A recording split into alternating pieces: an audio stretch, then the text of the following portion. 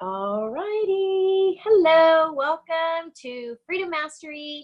We are going to cover some more information, really simple stuff though, on chapter 9 of The Science of Being Well by Wallace Wattles. And this chapter is called The Summary of the Mental Actions. So we've already covered all of this. What's cool about this is it's just going to bring it all into a concise kind of step-by-step actions that we can take right now to, put the science, I mean, it is a science, into practice in our daily life, what the basics that is necessary to harmonize with health, harmonize with God, harmonize with ourselves and what our true potential for health is. For me, this is very, very moving because I deal with physical things on a daily basis, and anybody that's human knows that our physical condition will never change as long as we're still here on this earth. We're all of a physical body, and anytime we're physical, you think on the physical plane, there's always perceived limits when it comes to our health. So what we want to do is focus on where we're strong, focus on health, and focus on being able to move forward despite what we what we have physical to deal with. So that it doesn't hold us back. Because if we allow our physical conditions and our physical issues, whether it be weight or a disease or a mental issue or, whatever it is, it can and will hold us back and make us struggle, cause struggle in our lives in all areas. Everything's connected, all areas of our body, who we are, mind, body, and spirit. So that's what I love about this book, is that it intertwines all of who we are, but in a simple way. So let's get into it. So first of all, if we want to summarize it with just one sentence, say you don't have a lot of time and you just want to listen to this one sentence and you're gone, that's fine too. So if we summarize it all in one sentence, it would be to form a conception of yourself in perfect health and to think only those thoughts which harmonize with that conception, whatever that perfect health conception is for you. For an example, for me, it was being able to play with my kids. To me, that is an example of health. Being able to play, smile, and have fun despite what I'm going through physically. And to be able to, go at my day with a level of energy where I wasn't getting exhausted, where I wasn't feeling tired midday through and feeling like, now there are healthy naps and there are healthy rests that we need to take. But if it's on a regular basis, we find ourselves crashing in the middle of the day, that actually takes us away from our productivity. That's when we need to look at things and make a change. So that was the one sentence summary, and then we're going to get into some action steps. And I just have my notes up here on my computer, so you'll see me looking to the side for a little bit, and it's real simple to be able to cover the things efficiently that I need to cover with you. So that statement, forming that conception and then only harmonizing with what resonates there, that along with faith and gratitude and simply the purpose to really live. The purpose to really live. And to me, that means not just getting by, not just surviving, not just being in survival mode where we're just getting through and we're at the end of the day, we're like, thank God, another day's done and I'm done. I'm going to bed and I'm done with this day. To be able to, at the end of the day, be celebrating what we've accomplished, be grateful for the day that we've lived fully. And okay, so number one is believe. So we want to believe, we want to put that belief into practice every day. And this is the statement that is that it covers in all chapters. It's so powerful. I'm going to go ahead and read it. That believe that there is a thinking substance from which all things are made, and which in its original state permeates, penetrates, and fills the inner spaces of the universe. This substance is the life of all and is seeking to express more life in all of us. It is the principle of life of the universe and the principle of health in man. And for me, just to kind of translate that simply, means we are created of God. We are beings beyond what we are physical, and that we're part of our environment, and our environment is a part of us. So everything around us is God created. We're God created. We're all made of energy and of this thinking substance that is everywhere. Health doesn't have to be, our health doesn't have to be a guessing game or a chance or luck. We can actually take the benefit that's all around us of health that permeates us, whether we realize it's there or not. We got to believe that it's there and then realize and accept it. Because we are a form of this. We are actually that substance. It's a very powerful concept. So then it goes into relating yourself with the all health, relating to it. So, for me, that just the example that I want to give is in other words, realizing that this perfect health is not this, that God only gives this perfect health. That anything else that we relate ourselves to brings us away from that perfect health. So we must continually relate to what that perfect health is. And, reading this book is a start. There's definitely a power about this, that as you're reading it and as you're studying it, that you tend to feel and kind of tend to either resonate with or don't. But then it's putting it into that action where we actually relate ourselves with it, where we think, what we're thinking right now, is that of this substance? Is it taking us closer in harmony with that, with all life and with health and with God, or is it taking us away from it? And then choosing what we're going to focus on and what we're going to relate ourselves to. And as we relate ourselves more with God, more with this substance, this life substance, the more harmony we have in our own life, with life around us. I do believe more we attract other people that are harmonizing with health and that are harmonizing with this supreme life. The statement actually says that we receive a continuous inflow of this vital power. So it is super powerful. And the more we practice that, and for me in my own life, I find relating to this in meditation helps a lot. Meditation and then visualizations of that conception of perfect health. Visualizing myself being strong, playing with my kids, being able to wash my hair without being in pain, being able to bend over or go upstairs without losing breath, that kind of thing. It says that this inflow is actually prevented. There are things we can do that keep us from this. And those are things like anger, being selfish, being on that competitive plane versus creative plane, antagonistic mental attitudes. It says, so any of these things that are not in agreement, basically in harmony with God, anything that's not in harmony there, that's not lifting us up, can actually hold us back from experiencing health in our own life and having more of that health flow into us. It's conflict, it's not going to resonate. And then it goes into talking about wanting this for everyone.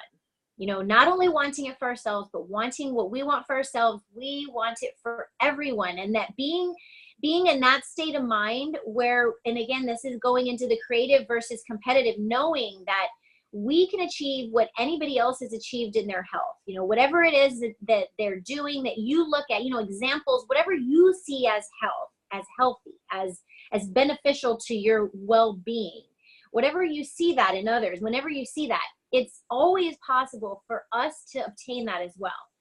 What anybody has achieved, there's literally no limits, despite what we have to go through physically. There was a time I never imagined I could compete in a fitness competition, being in the physical health and situations that I've been in, all the surgeries I've had. I can't work out, those kind of things.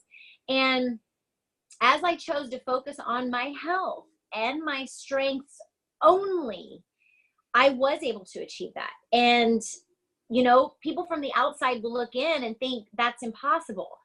But when you put your mindset there that anything is possible, anything really is possible. And that's what this just resonates with, and really what this says and what this teaches. Knowing that it's possible for you, but also for everyone else, and then also wanting that for other people. And another word that this calls that creative plane is the goodwill plane. So going about your day just with goodwill towards others is so powerful in order to be able to achieve what we seek in our own life and in our own health. So form that conception, keep your mind there, and then want it for everybody else too. And then it also goes into saying, don't think of sickness. And we've covered this before, but I'm going to repeat it because this chapter repeats it. So it's very important. You know, it becomes a habit for us to resonate with sickness, with, you know, disease, with death, with age, with, you know, weight. It's a habit that we get into where we think of these things and where we see these things on a regular basis. And subconsciously, we begin to be stuck there until we start to think in the opposite. So it says, never think of sickness. Shut out all thoughts of sickness, not only towards yourself, but also towards others. And, you know, I talk to people all the time that are stressed because of, you know, a health issue that a loved one is going through, causes them stress, which is common. If we love people and they're experiencing an issue, we're going to worry, or we're going to tend to want to worry about them and ask for people to pray for them, and that kind of habit. But this really says to just disconnect with that. So in other words, if someone's talking to you about them being sick and they're struggling and they have health issues, we want to remind them of their strengths. We want to remind them that that they don't have to live being bound by their physical body, that they can transcend their physical issues, whatever it is, because most of the time what people are talking about are physical issues. They're symptoms they're experiencing in their body, like blood pressure or, you know, any kind of physical health issue. Even if it's mental health, it still relates to our physical day-to-day life, and, you know, where they might seem to be limited. To remind them always that they can look past that, and we can transcend the physical. It's a beautiful and amazing thing. And the more I read Wallace Wattles books, the more I become aware of that. The more I go through, you know, Robert Hollis's trainings. I'm actually going through for a second time the Millionaire Creation Formula. And one of the things I love about that course, and I know Tina's gone through it. Tina's here on live, and I know she's also gone through that course. And you know, a beautiful thing of these courses that we go through and that then we turn around and help you guys with is that it leaves no room for failure. You know, there's always a possibility, and that's what we like to focus on. That's what Robert focuses on. And really that potential that we have, not only in our, you know, it's called the Millionaire Creation Formula, right? But not only in our finances, but in our daily life. We have massive potential that most of us aren't tapping into, whether it's consciously or subconsciously. We just don't even realize potential's there, but it is, and especially with our health. So surround yourself with ideas of strength, with ideas of health. Have friends that talk about health, that talk about their strengths, that aren't complaining. Put photos around you of, you know, if you're going through a time in your life where it is struggle physically, maybe you have issues, conditions, whatever it is, surround yourself with pictures where you were in better health, where you did see yourself as strong and as well. And that will bring your mindset back to that state of well-being. Surround yourself in your kitchen with wellness and with well-being, with foods that make us well, fresh vegetables, fruit. I love having a bowl of fruit on my table all the time. It just, to me, it symbolizes health. It symbolizes prosperity, even wealth and fulfillment, richness, just to see that fruit bowl full on the table. And I read this somewhere in, it was one of the readings I did about having your home be like Zen and Feng Shui, like have it be resonate with life and vitality and health. So having things in your kitchen that show health. We put our sugar, you know, we have sugar and stuff in our kitchen, but we put it all away. And we try to not have those kinds of things out to where we want them on a regular basis. Okay, then have faith in health and accept it as a fact. This actually says that we must be accepting health as a fact. So a fact is not something that's disputable. It's not something that is left to chance again, or, you know, luck. It's a fact. So when we look at health as a fact, that's pretty powerful. That means that we can either take it or not. Claim health as a blessing that God has bestowed on us without having to do anything for it. And that's the beauty of a gift, right? Health is a gift from God. And it just as you give gifts in your life and as you receive gifts, we don't have to do anything to get a gift.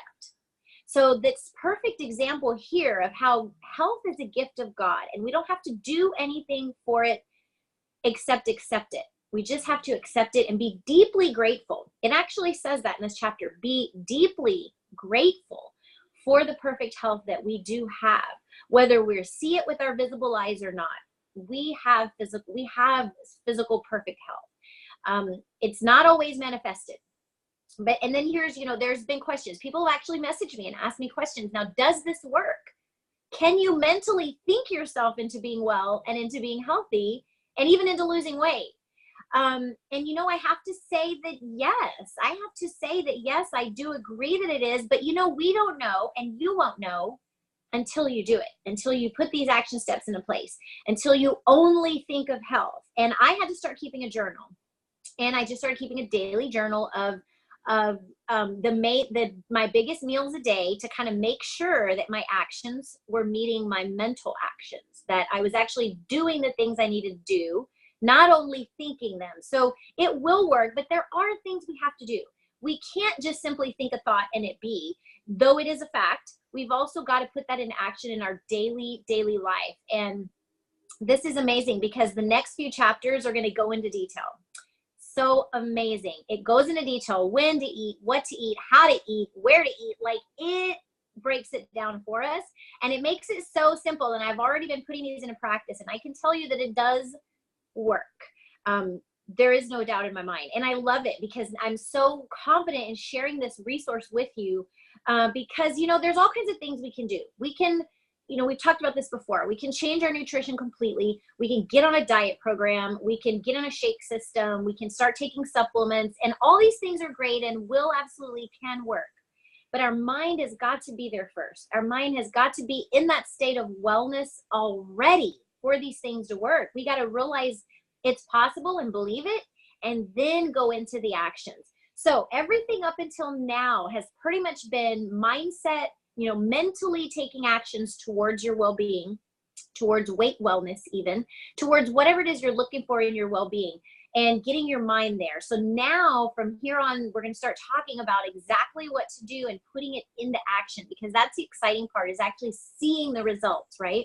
So all the learning we can do, we can have all the knowledge we want, but until we put it into a plan and until we put in action, we know that will not give us the results that we're looking for until we're actually acting upon them.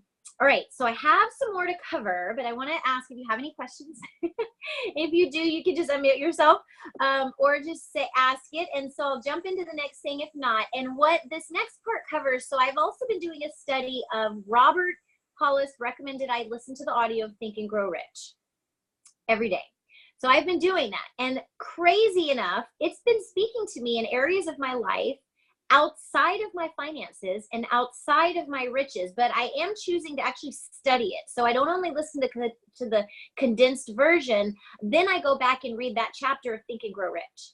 And then oftentimes I'll do a little research and watch some videos and kind of look into the topics and the principle a little bit more. So this principle that I just covered was so impactful in my life, and I realized that I had been practicing this and not realizing it. So I wanted to share it here because I know a lot of you are married, a lot of you are human, right? We're all human. So what this comes down to is, so the principle, first of all, was principle 10 of Think and Grow Rich. And, depending on where you're looking, the first principle it stated was enthusiasm, and being enthusiastic, and how that's contagious, and how that's so powerful in our daily life on what we attract, who we attract in all of our life, rich, as far as our finances, our business, and our relationships.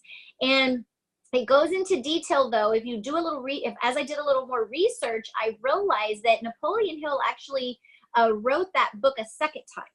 And the second time he started covering on this principle of enthusiasm, sexual transmutation. Because what happens is there's different, it calls it what does it call it? Stimuli. There's different stimuli that raise our vibration of as our human of our human body and of our being, and it gets those wheels of action going, right? So taking action, we know, is something that is often the struggle when it comes to finding success. Taking action, moving forward, being able to have that enthusiasm that propels us forward. You know, you look at successful people and you look at their enthusiasm and you look at their success and you look at everything they do, and it's like everything works out for them. And what this talks about, it's very powerful. It actually says that it talks about this, that there's scientific studies that show that our sex drive is the biggest of the stimuli that raise our vibration and that starts those wheels of action going, that actually the number one is our sexual drive. And we can look at so many areas where this might not be good, right? Where we put that drive and that transmutation into things that don't serve us. And some of those things that they mentioned was masturbation, just to get, you know, personal, if that's personal for you. That or anger. Sometimes people, when they're looking to bring this desire out and they don't know how, it can often turn into anger in people, which was really interesting to me. But it calls it an electrifying emotion too. But there are, it also calls it personal magnetism. And again, I'm looking on my notes because this is actually something that I just studied over the last couple of days.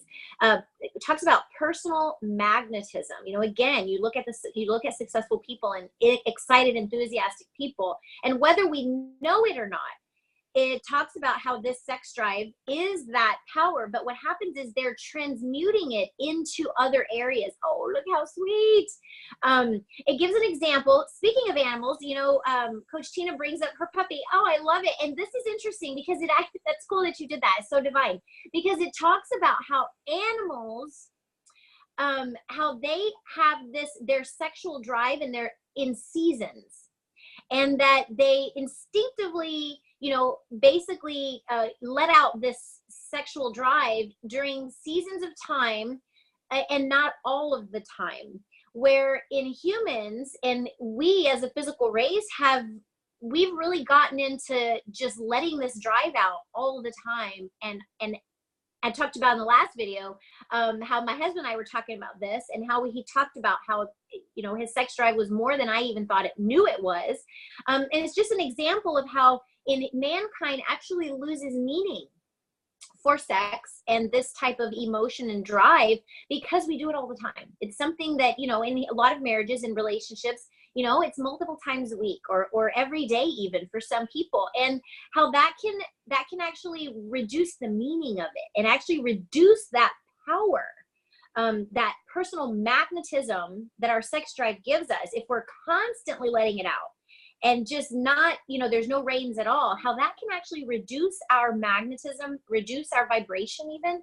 It's crazy. It was really just powerful, interesting to read this. So what this talks about is actually transmuting that sexual desire and drive into other areas. Now, this is something you have to talk about with your significant other, with your spouse. You know, if you want to look at going a week or two, you can relate this to fasting, is exactly what I related it to. And personally in my life, how I see this happening. So you can you fast from food or drink, that kind of thing, right? So you can also fast from sex or from sexual activity, if you're not, you know, in a relationship with somebody else, fasting from masturbation. And how what happens is that sexual drive and energy will overflow and be transmuted through other avenues in your life, in your everyday life. And it's so strong and compelling when you look at this and how you can actually raise the vibration of other areas of your life. And it specifically goes into detail about creativity and how it can raise your creative mindset. It's beautiful, beautiful. Shifting that energy from sex to something else. And I wrote this statement because it's powerful. It's your central powerhouse sends pulsations into different transmission lines of your body. So powerful. So basically you're switching your mind from the thought of physical expression to a different area. And how that can be so powerful. And it calls for the exercise of the will our willpower. We've got to exercise our willpower to make this happen, and how the reward is worth the effort. And I do agree, that is true. Now, I want to also mention here too, that in the study, I read this, and it talks about how desire for sexual expression is totally natural. It's not something to worry about, or especially not something to eliminate, or try to stop. You want to transmute it into another area. It's like any habit. You can't just stop doing something. You got to replace it and give it another outlet. So that's what we're talking about doing here. Another form of expression. And it gave this analogy, and it was so beautiful. So if you think of a river that's being dammed off, the water is controlled for a time, temporarily, but eventually it will force an outlet somewhere, eventually, because that power of the water is going to constantly continue to be pushing. So same thing with our sex drive. We can't just stop it. It's not something to stop. And it actually considers this, being able to transmute this desire. It actually considers it a genius, that we actually raise our state to the level of being what the true definition of genius is. That's how powerful the sexual desire is. And again, this is something you got to talk about with your spouse. For me and my spouse, we did talk about it. And there was a time where I was growing spiritually, and I was doing my spiritual practices and getting connected with God again. And we chose to not have sex for a little while so that my spirituality could grow, so that I could transcend my physical desires and expressions and be able to put that into my spirit. And I'm here to tell you that there is a benefit to doing this. It's not something, commonly talked about, but if you do the research, or, even just Google sexual transmutation, you'll find a lot about it. So what happens is that magnetism and that powerful energy and drive will come out in other areas, whatever area it is you put it to. Maybe it's your profession, maybe it's your creativity, maybe it's you're a speaker, and you're going to be able to speak better because you're going to have that magnetism and that energy come out, that you normally would be expressing in a sexual expression. So really amazing. It also calls it the aura of your personality, that whether people realize it or not, that's actually what we're seeing in people when we look at people and look at their personality and their aura, that it's actually the sexual drive. Amazing, amazing. So profound to me, because we are all human beings and we all deal with this drive. Whether we talk about it or not, whether we read about it or, actually try to learn about it, it's there within us. And it doesn't go away, and we can't push it away. This gets deep, because what happens is people that don't find a way to transmute that, and if they have that addictive personality and they have that tendency to overdo areas, then it does become unhealthy. They tend to push that sexual drive onto people that either don't want it and don't need it.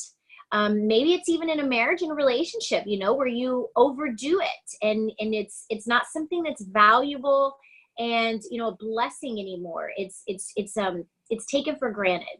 So I just want to inspire you to, look it up if you want to learn more about this, but this definitely helped me a lot in my own life. Personally, I will admit I have had most of my life where I felt like I was addicted to attention, even sexual expression, and that came out in a whole bunch of different ways. But once I talked with my husband about it, and we came to a way for us to be able to together to express that together, and to hold each other accountable in that, and make sure that we're living all of our being healthy, in a healthy way, and that we can balance that out. So it's beautiful. You've got to talk about it with your significant other, if nobody else. If you have one, it's something to be more open about in marriage, especially because it's part of learning who we truly are. It's part of learning who you married, and then being able to accept them for whatever their sexual energy and desire is, and helping each other be accountable to release it in healthy ways. It did go into talking too about how in a marriage, in a relationship, sex can be healing for people.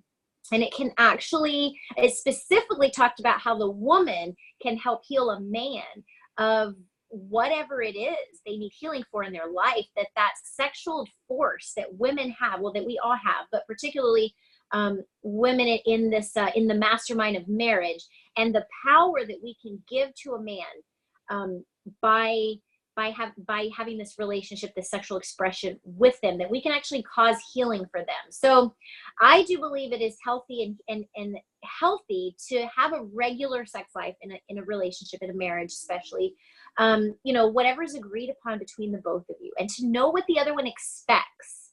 You know, my husband knows, we talk about it freely now, but it was a subject where we didn't used to, because we were uncomfortable with our sexuality. We were uncomfortable with, you know, the previous things we had gone through when it comes to our sex life and our relationships. And hi, Barbara, thanks for joining. Good to see you. So yeah, that's pretty much it. You joined at the right time. If you have some questions, please watch the replay though. I don't want to make it too extensive, but we went through chapter 9 of the Science of Being Well, and then I also went into some information that just was inspired in me as I was studying the Think and Grow Rich, and how it started talking about enthusiasm and then sexual transmutation. And that hasn't been something that I had ever heard about or read about very much, so I chose to go into it a little more and study it, and realize that it's actually a really powerful topic that needs to be talked about more, because it does have a big effect on our life, our sex drive, our sexual emotions. All that we go through in those areas are so impactful in our everyday life, especially if we are married or have a significant other, you know, that we live with and have, you know, physical relations with.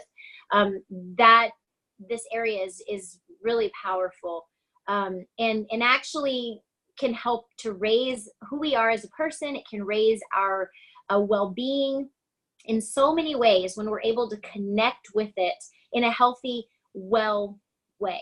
So that was it for that. And if anybody has any questions, please feel free to unmute. You can just unmute and ask, and we can talk about whatever we really want to. It doesn't have to be about the book or these subjects. If you have questions on, I know Barbara started with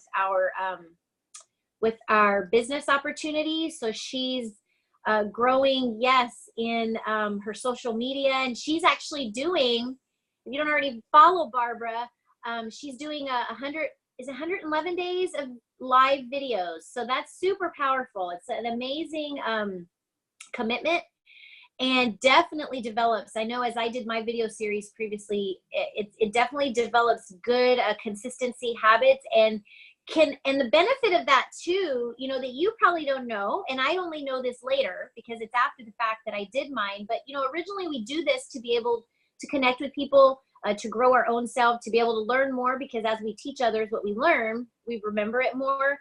But the impact that it's had in that I see in building a community of people that harmonize with who you are as a person, and building friendships, building those relationships, is so valuable and beautiful to see. Like when I go through my videos, I can see how my community is growing, or how some people maybe didn't end up resonating with me as much, right? So they're, you know, not following me as much now, which is fine too. You know, everybody has their own journey that they're on in life, and I think it's beautiful when we bring people together that are on similar journeys. It lights me up, and I love it, and that's what Journey to Freedom's for. And then we're here in Freedom Mastery to help others be able to do that too, and create their own groups. So Barbara, if you have any questions, let me know, and otherwise that's it for today. Yes, Coach Tina. I have a question. Bella, sorry, Bella's barking. So I know a lot of times, like when we don't feel good or we have a health problem or something, we tend to focus on that a lot, right? So what are some of the things that we can do, that we can put in place to actually take our focus off of that? Because as we know, you know, we all know, when we don't feel good, that overpowers everything. So what are some of the things that we can do to get our mind off of that and focus on actually being healthy? Right. Yep. That's a very good question. And it's valid because, like you said, everybody's going to be dealing with something. And in my life, personally, I chose to keep it super simple and basically dive into my strengths. I just dove into what the possibilities were for me at the time that I was strong in. So, and as our seasons go and as the season change, it'll be something different. But for example, I was going through just physical issues where I couldn't work out and I was feeling lethargic, and I was actually starting to feel sick because my body was out of balance, in mind, body, spirit. It was just out of balance. And physically, that wasn't my strength. To do anything physically wasn't my strength. I couldn't work out. And, for months and years even, I had been focusing on that and saying, well, I am the way I am because I can't work out, or I am the way I am because I can't go run anymore. And I was really looking at all that. When I came to acknowledge what I was doing, I just chose something I could focus on, that I could do with all my heart, and that I could really dive into and believe in. And, I chose a nutrition system. And what that did for me was it created an outlet that I had to think about. I had to put those action steps into place every day. So first of all, it's going to take willpower. You'll have to have the willpower that you're ready to get to that next level of well-being and health. And then putting into action something that actually replaces those thoughts of whatever our limits are, basically. So focusing on the strengths and the possibility, and then making it, concrete, writing it down and looking at it, reading it. That helped me. And over time, helped me literally not hardly think of my weakness and my limits at all, because I began to feel stronger in other areas. I began to feel stronger in my mindset. Just being able to do the simple steps, like being able to write down 9 and noon a shake, 11 and 2 a snack, dinner. A lot more goes into that, right? Because then we have to prep, and then we have to cook our protein for our meals. Then we have to buy, whatever system it is we want. Or if it's not a system, we got to go to the grocery store and have we have specific things to focus on, right? We need to buy lean meat, lean fish. We need to buy vegetables. So all this stuff takes time. So when you're putting your time into those things, you're not going to have as much time to focus on your limits anymore. You're going to be forced into health, basically, forced into receiving what's already there for you, because it is there for you. So look at where you're strong. And if that's not an area you're strong, then look at other areas. Maybe it's your mindset. Maybe it's affirmations, saying affirmations every day. Or maybe it's visualizations is another great way that I use still every day to be strong. I must visualize myself being strong. I visualize myself, doing the physical things that right now might be a challenge. But in my visualizations, I actually work on seeing myself doing those things anyway. So whatever it is for you that you're unable to do right now, whatever it is, it could even be vain stuff, like going to the beach in a bathing suit, or, going out somewhere and wearing whatever outfit you want to wear and feeling good in it. Like, or if it's, disease and sickness, it might be to be able to, for some people, it's literally going out, feeling well enough to just get out of the house and go out for a walk. There are people that are so sick they can't even go for a walk. So just visualizing whatever it is that limits you and being able to do that. I know you actually helped me with a lot of that, the I am statements and the visualizations. So I know you have those resources, but if any of you are watching and don't have the resources, look in the file section of Freedom Mastery, and there is a morning ritual file.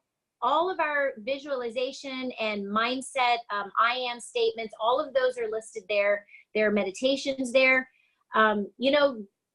Today, if I would say anything if I only could recommend one thing, I would recommend meditation, because anybody can do it. Anybody that's in their, right state of mind that can focus, that has a choice, right? If you're able to make the choice for yourself, anybody can focus on getting up a little earlier, or taking 10 minutes during lunch, or taking, 10 minutes before you go to bed to actually do an intentional meditation. And for me, I see it every day. It absolutely helps me rise above the physical, whatever physical limits I'm dealing with at the time, because, they change. They're not always the same. Meditation is such I mean, just the best resource and tool I've found. Thank God for Melody. She's the first one that introduced me to meditating. I had always heard about it and, you know, knew basically what it was. Never knew how powerful it was until now that I see it in my own life. So Barbara has a question. You mentioned about creating a fan page on Facebook, and is that where you then meet others to add to your group? Yes. So basically the Melody, we were just on a call with Melody yesterday, and she called this you hear some people calling it your funnel. Whatever your desire is, this kind of way to do it can be called a funnel. And that's starting with your fan page, right? So what happens is, if you go to my fan page, Journey to Freedom fan page, you'll see a video at the top. So ideally, it's also a sorting tool so that people that truly resonate with what you're doing and who you are will then take the next step to actually connect with you in your community. So yeah, the fan page is basically the first step. And then, so what I do is, as people like my fan page, I send them a private message and I say, thank you so much for liking my fan page. And I send them that link for that video at the top. If they haven't commented or liked it, and they probably missed it. People are so busy and distracted, they miss it often. So I'll send them a link and say, hey, have you caught the video, the pinned video? So then they have no excuse. I know I sent them the link. You can see on Facebook where they see the link. You know, it's up to them whether they want to click on it or not.